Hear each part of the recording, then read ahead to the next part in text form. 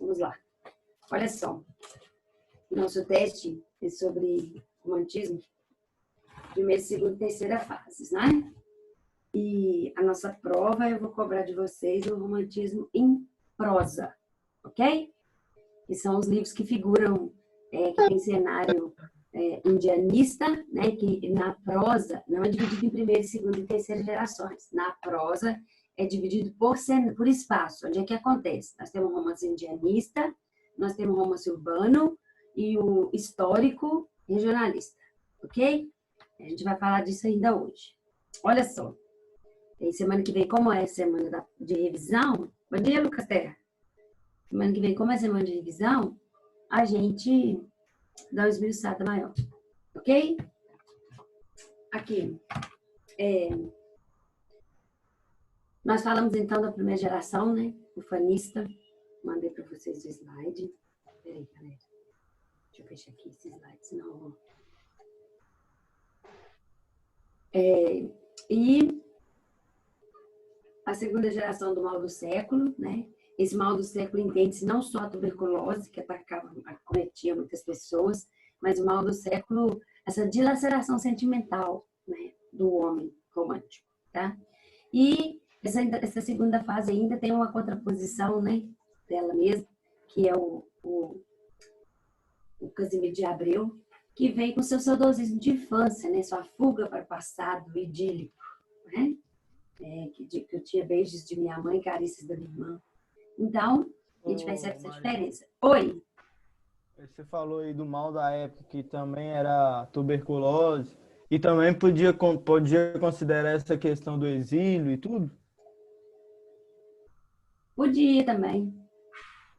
Mas o exílio que o Gonçalves Dias fala é da primeira geração, né? Você tem que lembrar disso, tá?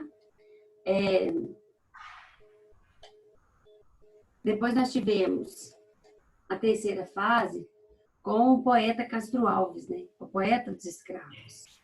O Castro Alves vem falar da realidade subhumana que os escravos eram submetidos desde que saíam da África até chegar aqui. E quando chegava aqui, é que a coisa piorava ainda mais, não é?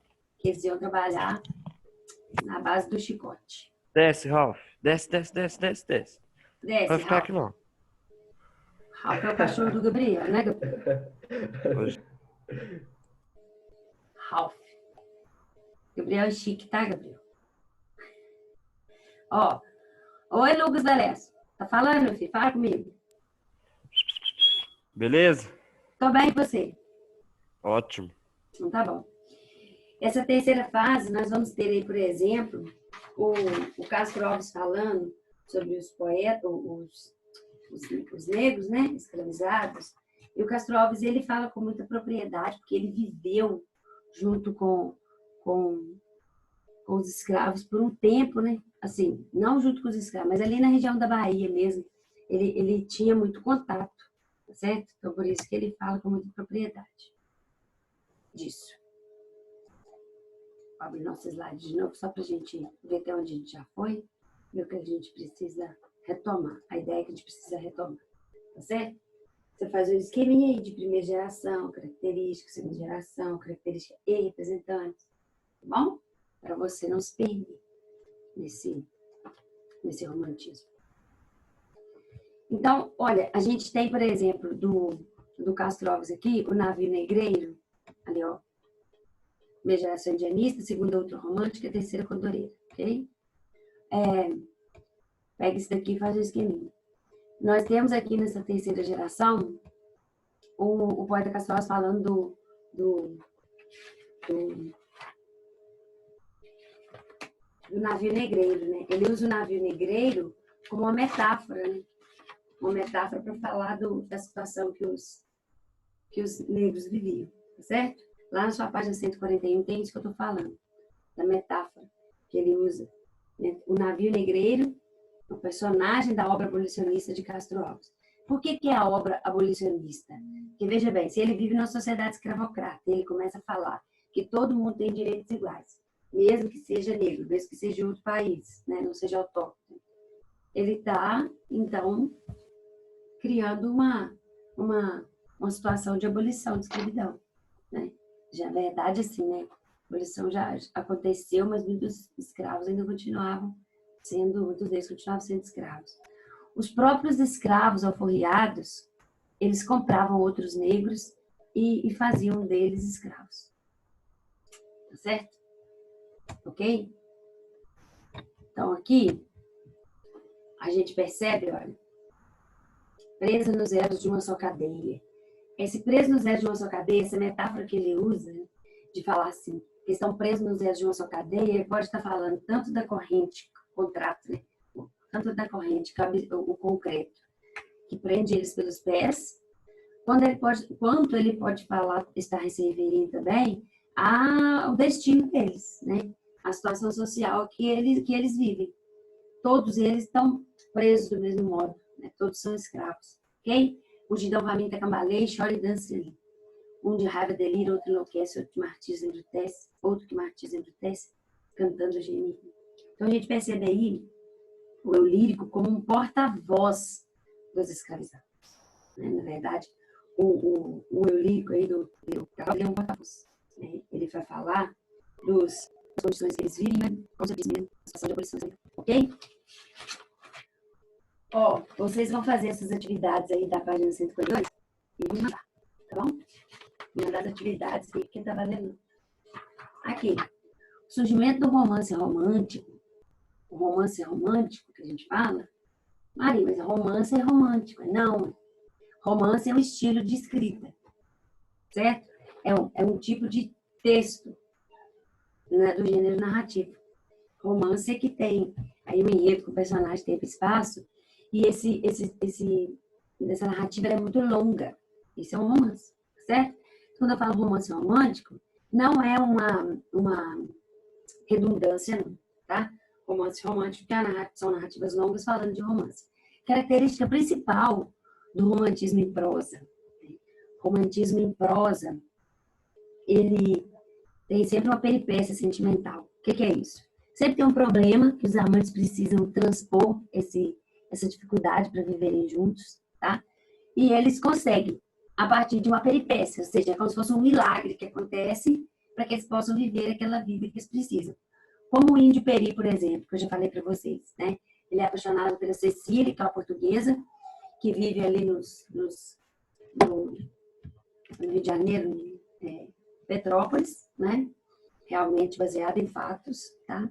Porque Dom Maris, realmente esse Dom Maris que fala na obra, representa esse povo do reino, né?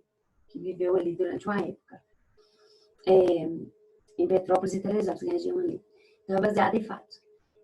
O Índio Peri se apaixona pela Cecília, né? Encontra ela um dia pela mata fora, que tá caminhando pela mata, encontra a Cecília. Ela está desfalecida, caída, ele pega, socorre, leva para o lugar mais próximo que ele acha, então é o castelo do Dom Maris. E é como se o Dom Maris tivesse uma dívida com ele, que salvou a filha, né? E aí, eles começam a ter uma relação, assim, um vínculo afetivo muito forte. Mas acontece que durante uma caçada, algum português mata uma indiazinha. E a indiazinha é da tribo do Peri. E isso meio que desencadeia quase uma guerra entre os portugueses e os indígenas, certo? Nós temos aí um abandono dos valores indígenas por parte do Peri, porque ele deixa a tribo e vai morar numa casinha próxima ao castelo do Dom Maris, para ele ficar mais próximo da Cecília, né? Porque agora também ele é como se fosse um traidor da tribo dele, porque eles mataram ainda, então agora tinha que pagar a vida com outra vida, né? E ele é amigo deles, então isso tudo cria uma situação. Mas isso não é explorado no livro, não, certo? O que é explorado na obra é essa relação sentimental entre eles e essa dificuldade de realização do amor, porque eles são de classes sociais diferentes, né? Ele é um índio e ela é uma branca portuguesa, né? Ele não tem valores morais, ele não tem apegos a bens materiais, né? E ela, né, como portuguesa, tem. Então, para que isso tudo seja ultrapassado, né? Para que isso tudo seja transposto por eles e deixe isso no passado, acontece esse dilúvio, que é como se fosse um dilúvio mesmo. O escritor fala que no final da obra, né, que tudo aconteceu um dilúvio, parecia que o céu ia se derramar todo sobre a terra. E ele arrancou a palmeira, sobe em cima daquela palmeira com a Cecília e eles vão rumando o horizonte. Ou seja, agora eles deixaram tudo para trás. Eles vão viver a vida, eles vão como se vocês vão povoar o Brasil. Tá certo? É um mito da miscigenação brasileira, tá? Essa obra, ok? Os romances românticos, o surgimento do romance se deu em folhetim, né? As primeiras obras já são urbanas, né? Como Zé de Alencar com Senhora, Diva, Lucila, que vocês já estudaram no passado. Elas eram em folhetim como? Saía como se fosse um capítulo em cada jornal, em cada edição de jornal, né? Tinha um capítulo daquela obra. E aí as pessoas iam lendo o jornal e acompanhando aquela trajetória, aquele romance ali. Depois que isso virava livro. E como é na televisão, por exemplo, que a novela, né? Ela acaba num momento assim, crucial da narrativa, e que você fica pensando, na sexta-feira, então, né? No sábado, né? É que termina assim, de um jeito mais inusitado possível, você passar o final de semana pensando quem é noveleiro, né, gente? Quem é noveleiro? Eu não sou, não. Você passa o final de semana pensando o que vai acontecer. Tipo assim, a bala partiu do revólver. E tem lá, gregos e troianos, vai acertar quem? Aí você fica pensando, aquela bala demora a eternidade do final de semana todo para atingir o seu alvo. Desse mesmo modo, os escritores terminavam um capítulo da novela, digamos assim, do romance, desculpa, do romance no jornal, para que ele deixava como se fosse um gatilho, né? Para que o leitor quisesse saber o que ia acontecer na sessão seguinte, certo? Então, com isso, eles foram divulgando os romances, tá certo? Eles foram divulgando os romances no meio jornalístico. E depois isso era tudo compilado e virava um livro, né? Que era, depois com a indústria gráfica, ficou mais fácil, né? Romantismo. Então, depois que isso virava livro. Então, qual que é a peripécia da obra? Vamos ver aqui.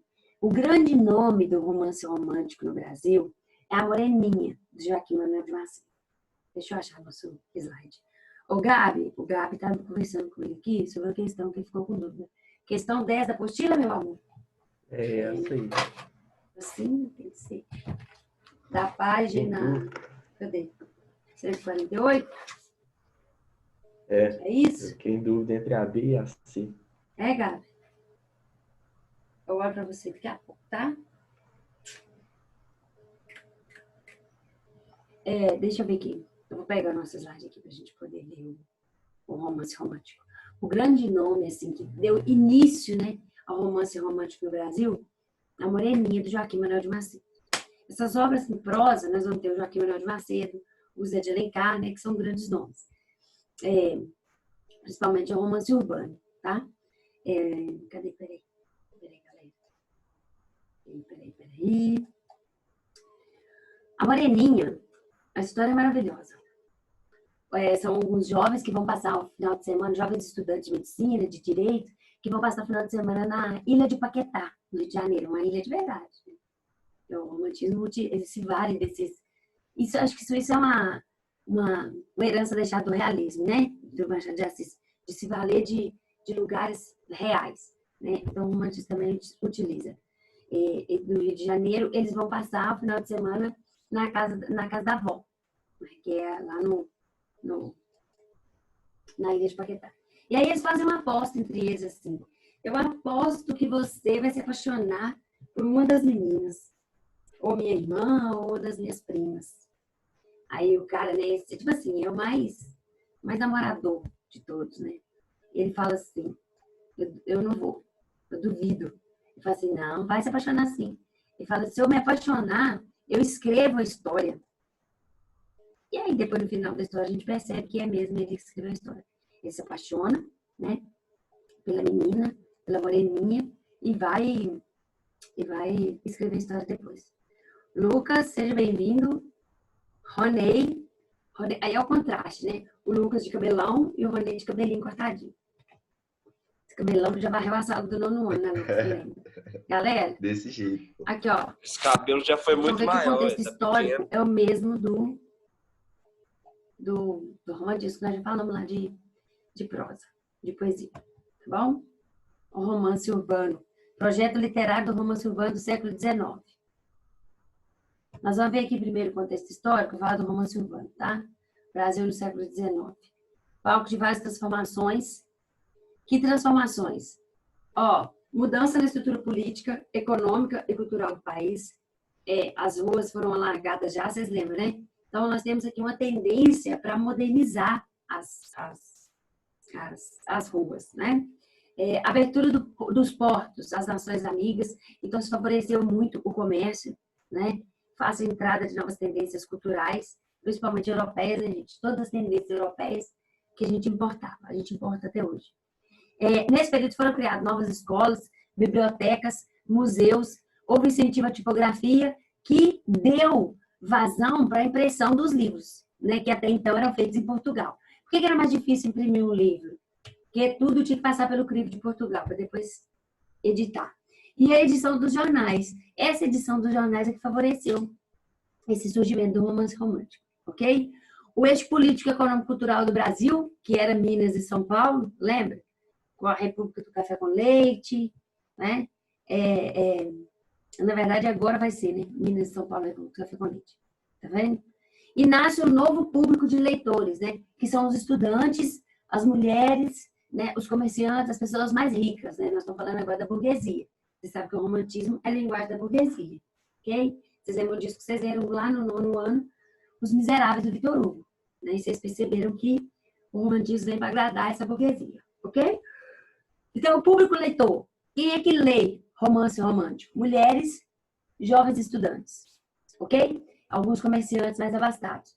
Não é todo mundo, não, né? São essas pessoas que são membros dessa classe burguesa aí que está em ascensão, ok? Não esquece que o público leitor é esse.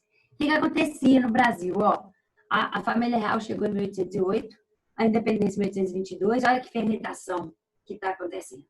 Né? Em 1827, chegada da imprensa. Em 1834, o Rio de Janeiro torna-se capital. Não acontece, é lá. É por isso que o Rio de Janeiro vai ser o cenário, o espaço dessas obras. E em 1878, a abolição da escravidão. Lembrando que a abolição acontece, mas ainda, né, tem escravidão ainda. Tá? Isso aqui é só para a gente lembrar o que está acontecendo na época. Ok? Então, com a chegada da corte em 1808, né, teve que se modernizar a cidade do Rio. Né? Por que foram fundadas novas escolas? E por que a criação da Biblioteca Nacional? Porque a família real trouxe todos os livros que podia de lá. Então, criou-se essa Biblioteca Nacional. Né? Fundação de novas escolas, nós já vimos lá no Arcadismo, e o rei do Brasil, ele criou aquela academia e a Academia Imperial das Artes, no Arcadismo, né? E o América e o Atlático, que vão ser pintores da época do romantismo. Eles evoluem o Arcadismo para a tendência romantista. Então, do Arcadismo romântico. Então, você se quer entender esse desejo aí, ó. Escola Real de Ciências foi criada, Artes e Ofícios, Academia Imperial de Belas Artes, além da biblioteca, né? E aí começou a circular no Rio de Janeiro ainda o jornal. Isso marcava o início da Belle Époque no Brasil, né? A época de tudo belo, certo? Era como se o país estivesse vivendo, assim, o auge da beleza, como se fosse na Europa, ok? Isso floresceu nesse cenário cultural movimentado, essa Belle Époque, ok? Contexto cultural, a sociedade. Por que nós vamos falar da sociedade? Porque é a sociedade que é matéria do romance romântico, né? O romance romântico vai trazer para as páginas do livro o modo de vida, né? Os costumes dessa burguesia. E a burguesia adora ver a sua vida repetida ali nas páginas dos livros, ok? Então, por isso que assim, tem uma sede muito grande da burguesia por essas obras, ok? Então, veio da Europa, né? Como sempre, começou em 1800 e se espalhou pelas Américas. As obras valorizam, olha, presta atenção, o individualismo, o sofrimento amoroso, a religiosidade cristã, a natureza, os temas nacionais e o passado. Tudo que já vinha acontecendo no Brasil em poesia, tá certo? Ó, individualismo. Nós percebemos aí com o Álvares de Azevedo, né? Esse pessimismo dele. Sofrimento amoroso, porque agora, assim, vai ter um derramamento muito grande de sentimento, né? Então a pessoa sofre demais. Você lê o livro, você até chora. O sofrimento amoroso do casal, digamos assim. Religiosidade cristã, que deu lugar à religiosidade cristã, foi o paganismo do arcadismo, né? Que valorizava a mitologia grega, né? Então agora nós temos a religiosidade cristã. expressa lá no poema do Gonçalves Dias, por exemplo. Não permita Deus que eu morra assim que eu volte para lá. Tá falando com Deus, nosso Deus, ok? A natureza vai ser, né, aí muito utilizada no romance. E os temas nacionais e o passado. Porque, como nós já falamos, sistemas nacionais tornaram-se ícones da independência política, né, do Brasil. E dessa independência cultural também agora. Né? O nosso passado nós não tivemos, né? Nosso passado era só o índio, mas a Europa teve o cavaleiro medieval, na qual buscou todas as características para encarnar aí o índio brasileiro depois, tá certo? Depois eu vou mandar para vocês esse slide aqui também. A vida nas cidades. O que era a vida na cidade? A vida social foi se aperfeiçoando e elevou o padrão de vida. Tudo isso pelo fato da grande influência dos hábitos de conforto, cultura e diversão trazidos pelos portugueses. Gente, aí no Brasil ainda não tinha energia elétrica, né? Então tudo que eles iam fazer de teatro, de apresentação musical, né, de ópera, tinha que ser durante o dia, tá certo? E como na Europa é frio e as pessoas usam muita roupa, né, por causa daquele frio todo, aí as pessoas do Brasil também continuavam usando aquelas roupas que não coincidiam com a nossa realidade, né? Porque lá é frio, Rio de Janeiro, Rio, 40 graus, né? Cidade Maravilha, purgatório da beleza e do caos. Então, não coincidia usar aquelas roupas europeias, né? Aqui no Brasil, né? Aqueles leques, aqueles chapéus gigantescos, que era um toeiro de vestido, um toeiro de saia, né? Mas tudo isso era usado ainda, né? No Brasil. Então, Rio e São Paulo agora vai se tornar atração dos fazendeiros e produtores de leite, produtores de café, né? Nesse período foram fundados 14 bancos, 3 caixas econômicas, 20 companhias de navegação a vapor, 23 companhias de seguro, 8 estradas de ferro, criaram-se ainda empresas de mineração, transporte urbano, gás, etc. Está vendo como é que estava numa transformação muito grande, muito intensa a sociedade? A estrutura social estava numa transformação muito intensa. E isso, então, dava essa vazão para a Belle Époque, né? Nós estamos em muita transformação, então, porque a gente está modernizando, né? Fotografia do Rio de Janeiro de 1879, nossa Deus, misericórdia. Praça Marechal Floriano. Sociedade brasileira. A sociedade brasileira também passa por mudanças, né? Políticas, sociais, e a forma de ver e entender a realidade que está vivendo. Porque é tudo muito, muito novo, né? A corte desembarca e encontra assim, o Rio de Janeiro meio que abandonado, né? Sem calçadas, sem meio-fios. Então, isso tudo vai ser refeito. E ainda as famílias ricas não tinham muito espetáculo para poder participar, né? Já era só alguns espetáculos, alguns bailes familiares. Esses bailes, todo mundo sentado também, tendo alguém tocando piano. Era só isso, né? Os homens tinham algumas jogatinas que eles participavam. Não tinha muita movimentação de divertimento, tá certo? E isso teve que ser criado, né? Porque agora a família real está ali, ok? Vamos, meu filho. Toda essa transformação vai ser, essa sociedade como palco dessas transformações, vai ser utilizada pela atitude de criadora, né, a capacidade criadora do escritor, para colocar isso nas páginas dos livros. Quando o slide for para frente, nós vamos continuar. Né? Muito bem. Pintura que representa a leitura doméstica muito presente na sociedade da época. O principal leitor do romantismo eram mulheres. Né? Aconteceu alguns saraus na época, né? Esse evento cultural aí na casa de alguém. E o sarau é quando a gente se encontra para poder, cada um faz a apresentação artística. Né? Isso já é dessa época. Tá certo? As pessoas faziam. E as vestimentas que eu falei para vocês. Homens e mulheres vestidos para o teatro. Uma mulher elegantemente, onde se nota a influência europeia no figurino da época. Vê se combina esse chapéu aí desse tamanho, esse monte de roupa para a época, no Rio de Janeiro, né? Difícil, andar para o Rio de Janeiro lá fora desse jeito. O Rio de Janeiro era uma cidade heterogênea. Por quê? Porque tinha aqueles bairros muito pobres, aquela miséria total, contracenando com aqueles palácios gigantescos, né? Os costumes da sociedade, os costumes morais, os valores, tudo isso vai ser citado nos romances de folhetim agora, né? Que costumes morais? A Moreninha, por exemplo, fala de costumes morais, né? Dos meninos, né? Por exemplo, né? De ser pegador demais, tipo assim, entendeu? E as meninas serem recatadas, né? Elas tinham que ser recatadas na época. Isso aí nós vamos chamar de romance urbano, que eu falei. Poder de circulação, folhetim. Isso aí é uma página da época que traz um jornal que traz uma parte de uma obra literária, ok? Os folhetins da atualidade são as novelas, né? Como eu falei, como eu usei para vocês o exemplo, tá bom? A principal característica do romance urbano, retratar e criticar os costumes da sociedade carioca em 1830 do século XIX. Gente, como é que vai retratar e vai criticar? O Zé de Alencar, na sua obra Senhora, ele escreve como que a sociedade é feita de máscaras, né? Senhora mostra uma moça que era apaixonada por um cara, namorou com ele, mas ele a deixou porque ela era pobre. Ele não ia ter assim, uma ascensão social se casando com ela. Então, isso daí já é um comportamento criticado, retratado e criticado. Ele é o quanto mais caçadote. Ele só quer casar com uma moça rica, que na época pagava-se o dote para o pai da moça pagava o dote para o rapaz, né, gente? Então, ele esnoba a menina, larga a menina, troca a menina por outras, várias.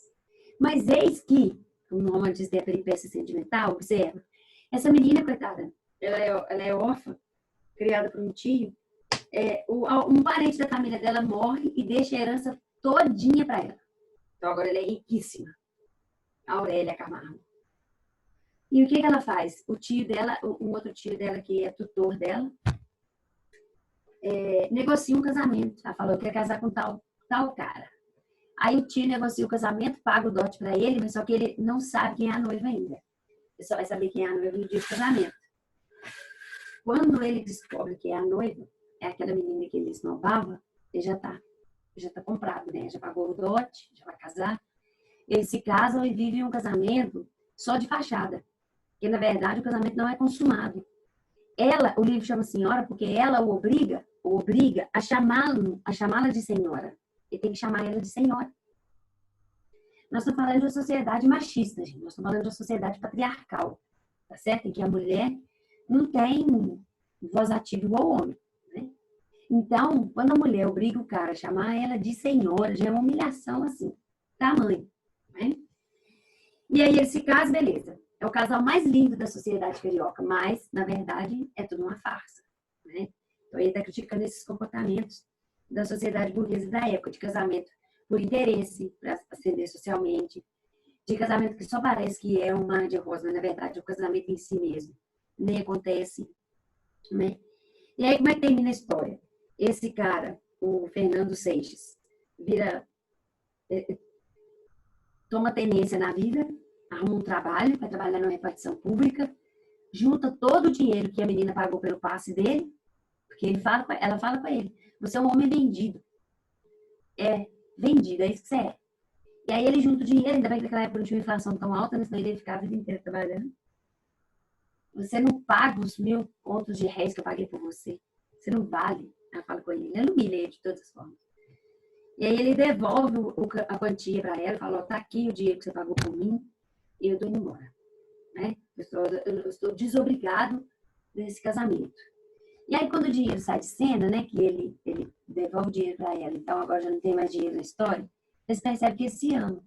E aí que o casamento acontece. Né? A última página do livro. Ele fecha-se as cortinas sobre o casal apaixonado. Que eles já se gostavam, mas era aquela situação de domínio, né, por parte dela. Vai? Então, essa obra do Zé de Alencar é a obra assim, que a gente percebe mais essa faceta da burguesia, ok? Mas, como eu falei antes para vocês, o folhetim mais famoso, né, é a Moreninha de Joaquim Manuel de Macedo, né, dos jovens lá, da alta sociedade, que a fazer essa aposta. Se vão ou não se apaixonar, ok? Aqui eu tenho excertos de algumas obras para vocês depois. Formação da identidade nacional. Nós vimos que assim, a literatura já está tentando isso desde a poesia, não é? Mas agora é que vai ficar mais forte essa identidade nacional, né? Com esse romance esse romance nacionalista, né? Esse projeto literário vai ter essa força maior falando da sociedade burguesa do Rio de Janeiro da época, ok?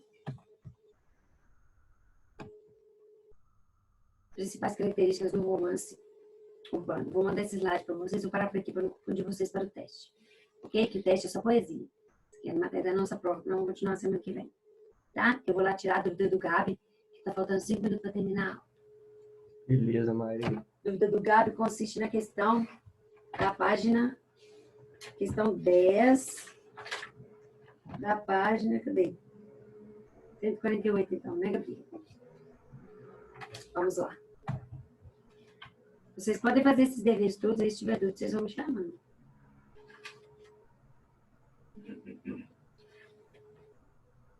Deixa eu achar aqui a nossa atividade.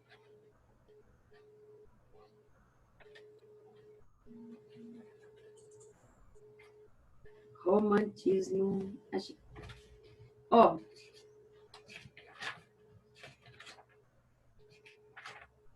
São vários exercícios aí sobre o romance romântico já.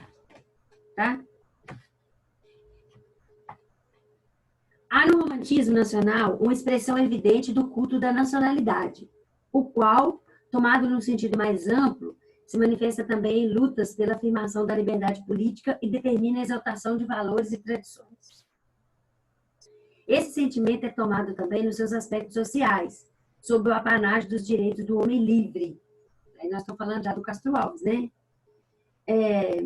Razão de ser do movimento abolicionista e matéria para o romance, para o teatro e para a poesia da época.